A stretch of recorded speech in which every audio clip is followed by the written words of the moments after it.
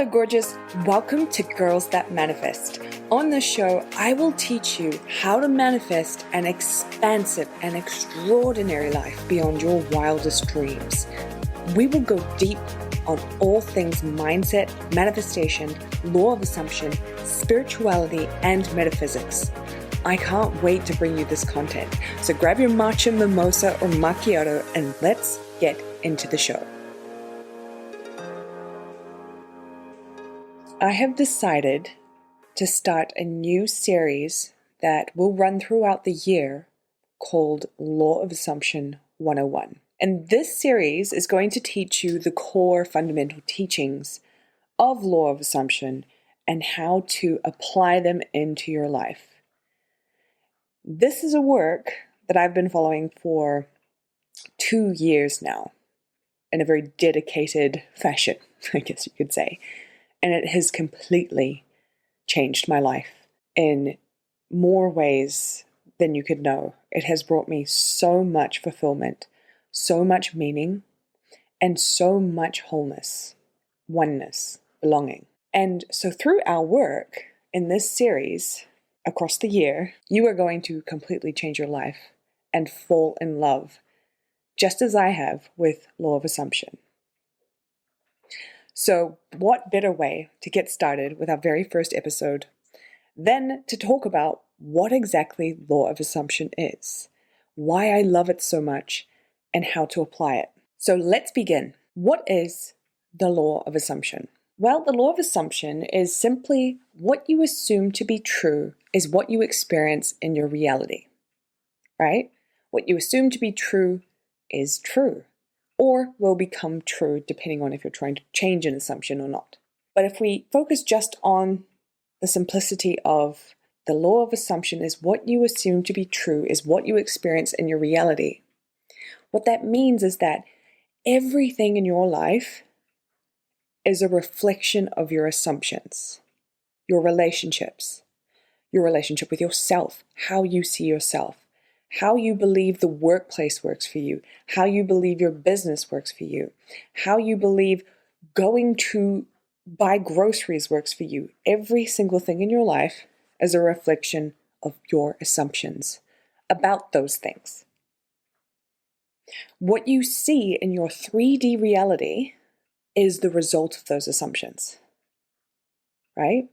So your 3D reality is also known as your physical reality or your external reality. You'll hear me reference it a lot. But if I do, that's what it means. But when you think about it and you pull yourself out and you take a big bird's eye view of it all, your entire life is the manifestation of your assumptions. Essentially what that means is that life reflects back to us ourselves. And so if what's showing up in your 3D reality isn't to your satisfaction, it doesn't mean you're powerless to do anything about it, quite the contrary.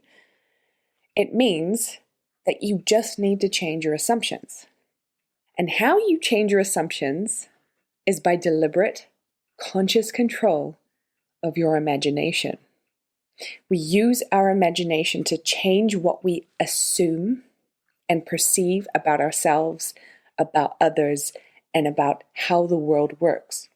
And we use our imagination because imagination creates reality. Think about it. Your imagination creates your reality. Another word you could use for imagination is consciousness. Consciousness creates reality. And when you think about reality, all it really is the external appearance of imagination. Reality is simply what imagination looks like. Because everything around us came from imagination. It came from a mind. It came from an assumption. Now, whether it is an object, or it is a quality, or it is an outcome, it is all created through imagination. So, let's take a pause there and bring in a real example so you really understand what that means. So let's pretend that I am someone who assumes that relationships are really difficult. I think that it's really hard to find a good partner. All the good ones are already taken, and the ones available have issues and never want to commit. I also assume that I am never seen. I never feel seen. I never feel heard. I never feel appreciated in relationships. My needs never get met in relationships. And I always end up breaking up with the person because I'm just super unsatisfied in the relationship. Now, if that's my assumption, that is what must reflect back to me from the 3D reality. It must reflect my exact assumption back to me through the experiences I have in my life with men. And think about this in your life. How many people have you met or have you talked to that have had this exact story about relationships?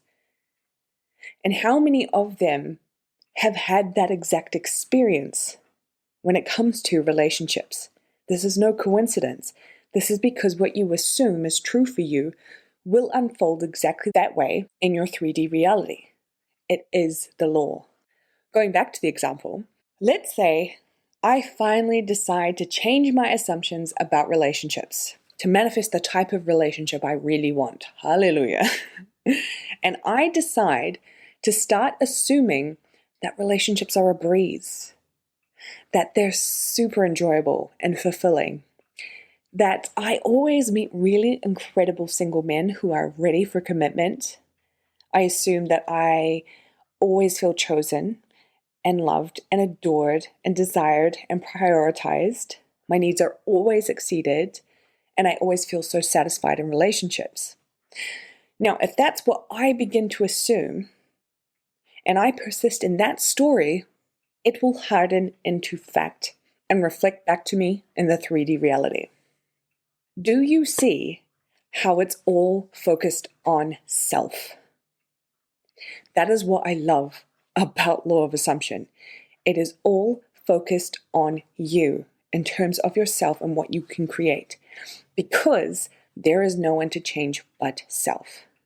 To manifest anything, you change yourself through how you perceive yourself, through what you assume about others, and what you assume about the world. There is nothing outside of you that has any control over you. You are the only one who creates your reality through your imagination, through your consciousness. You are the operant power. You are the God of your reality. Let that sink in for a second. It can be kind of intimidating when you first hear that. And you might want to resist that idea of thinking that you're the one? You create it all? How is that even possible when we've learned that everything is outside of ourselves? Well, this is why I love the law of assumption, because it tells you nothing but the truth, that you are the operant power, that the kingdom of God is within you. And the great thing is about this work that I really, really love, and it's not bagging law of attraction at all. Okay, I don't want you to think that I suddenly just have completely disowned law of attraction. I haven't. But the great thing about law of assumption work is you don't have to think about being in a high vibration to attract your desires, because attracting implies separation, and there is no separation. There is no external force. There is only you. You don't have to ask the universe for what you want, because you are the creator and God of your reality. You don't have to feel good all the time or place yourself in elevated emotions to be a match for your desires, because you manifest from the state you assume. Your only job to manifest anything is to assume the state of the wish fulfilled. So, how do you manifest with the law of assumption? You assume the state of the wish fulfilled. You become the person who has their desires. You assume yourself as that person now. But if we took this and boiled it down into a formula, it would look like this. Number 1, you define exactly what it is that you want, the specific thing that you want. Not what would be nice, not what you think you should want, not the thing that feels like a more logical thing to want, but the thing you truly want. And then you figure out what the fulfillment of that would look like to you. What would the fulfillment look like? Then, number 2, you would use imaginal acts to place yourself in the state of the wish fulfilled. So imaginal acts are things like using visual images, mental sounds, and mental actions that leave you feeling satisfied that your desire has been fulfilled. Some things you can ask yourself to help you place yourself into these imaginal acts are, what is the scene you want to play out in your 3D reality? Or what are the things you would like to hear about you receiving this desire in your 3D reality? Or what assumptions would you like to have about yourself in this reality?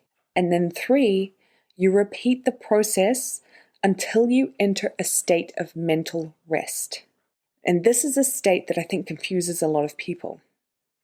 Because when you reach it, it sort of feels like you no longer desire what you initially wanted. It's like you lose the desire. But what happens here is, because you've persisted in the new assumptions you wanted to have, eventually they harden into fact, right? And what that means is your subconscious mind accepts the assumptions. And when it finally accepts those assumptions, those new ones, you achieve a state of mental rest. You suddenly feel free of the desire. But this isn't because it's now gone away and you don't want it. It's because your subconscious mind has accepted that this is now true. This is now fact. The imaginal acts you have been using and implementing have turned this assumption into a fact and are now going to push out into your physical reality. So to put this into an example, that can look like you decide you want a new piece of jewelry. Let's say you love fine jewelry and find a piece at Tiffany's that you absolutely love. It's a gold knot-shaped bangle with diamonds, and it's $9,000. You don't have the money to spend on a bangle, so you decide that you will manifest this particular bangle. So that is step 1, defining exactly what you want. Next, you will create an imaginal act that will imply the fulfillment of your desire. And in this imaginal act, your goal is to feel that sense of satisfaction at the end, that this is now complete, it is done. So, you choose a scene where you imagine yourself coming home and unlocking your front door, and you've got the Tiffany bag in the other hand. You then go through your door and walk into your bedroom. And then you place the bag on your bed. And then next you imagine reaching your hand into the bag and pulling out that beautiful Tiffany box with your new beautiful golden bangle in it. And you open the box. You look over the beautiful piece of jewelry that is now yours. And you pull it out of the box and slide it onto your wrist. And just as you do, your partner walks in the door and you say, "Look at what I manifested, honey." And they say to you, "Wow, congratulations, it's beautiful." And then you pull your arm up to admire it some more, and you just feel a sense of complete satisfaction and appreciation. That's an entire scene in assuming it's done that has visual images, sounds, and actions. That's step 2. And then finally, you continue to repeat this imaginal act each day in your mind, multiple times a day if you prefer, until you reach a point where it feels natural and complete, and you no longer desire the bangle because you now assume that it is yours. And that's the final step. Now you will see it push out into your reality, into your 3D reality. And this will happen through a series of events that you may not even know are taking place. Sometimes you know, sometimes you don't know. Sometimes you are led to take action. Sometimes the action is happening without you knowing. You've heard me talk about this many times. But because it has pierced your subconscious mind and your subconscious mind has now accepted that assumption, it must push out into your 3D reality. Okay? Let's use another example. And instead of manifesting an object you want, let's say you want to manifest a quality within your personality. So you decide what that looks like is being respected in your work by your boss and your team. So you decide to use an imaginal act with focus on mental sounds and actions, right? The imagery comes naturally as a result of this, but the focus is mental sound and action. You decide to use words and affirm to yourself the new assumptions you would like to have about yourself. So you'll say a few things like, I'm completely respected in the workplace. All my colleagues value my input and my boss listens to my ideas and always considers them. I'm seen as a valuable asset to the company and I'm always recognized for my efforts and put forward for new promotions and bonuses. And although there isn't a specific scene for this, it's still an imaginal act using sound and words to assume your desire as fact, right? So you would continue then to persist in this imaginal act in your mind until you reach that point where it feels natural, it feels complete, it feels like it's already done. And then you are freed from the desire. There is no longer a wanting because now you are having, you are now thinking from the state of the wish fulfilled. And you won't need to continue the imaginal act because it will now be your assumption. And then it will reflect back to you in the 3D. It may start through different comments coming in through your colleagues, a behavior change from your boss, being put on more assignments, being given more freedom in your work. It can look like a lot of things, but you will see it starting to reflect back to you. And that's when you will know that you have fully manifested this and changed the 3D reality. Because why? You are the only creator. You're the creator of your reality. You're the operant power. There is no one else but you. Now, in terms of how quickly your desire manifests, it depends on your assumptions about the topic. If you have a lot of assumptions that oppose your desire, you likely may need more time to work on building new assumptions. For instance, my big thing, like my big issue, was creating stability with money in my bank accounts. I had assumptions galore about how I wasn't responsible with money, how I wasn't smart enough to handle money, how I was going to spend it all anyway, and because I was so frivolous with money, how I wasn't good enough to have money, so I would spend it all. I had all these assumptions. So to build new ones took more time because I had so many built up. However, if you don't have a lot of assumptions about the specific desire, it can manifest a lot quicker because you have less opposing assumptions or you have no opposing assumptions. For example, my amazing book, my journal that I have just launched, the Year of Abundance 365-day journal, I had very little assumptions about it because I honestly had not much time to think about it when I started launching it. And it hit number 1 on the new release spot in 2 different categories on the first day. I literally went to sleep assuming this book is a bestseller, and I woke up in the morning, checked the Amazon page, and it was number 1. It had the number 1 new releases. I took screenshots and everything, and that happened within less than 24 hours because I had no assumptions about it. I hadn't really spent much time thinking about it. So I want you to keep in mind that you can manifest all of this in a second, in a minute, in an hour, but it can also take a day or a month or maybe even a year. But I want you to get that there is no waiting. Once you decide it's done, once your assumption hardens into fact, once your subconscious mind accepts the thoughts you have been giving it, the assumptions you have been giving it, the state you have been living in, it is done. To conclude, your work is to become the person who naturally has their desires, a person who knows they are the only creator of their reality, and therefore assume they have, and are everything they want. Nothing is off limits to you, because every version of you possible already exists within you.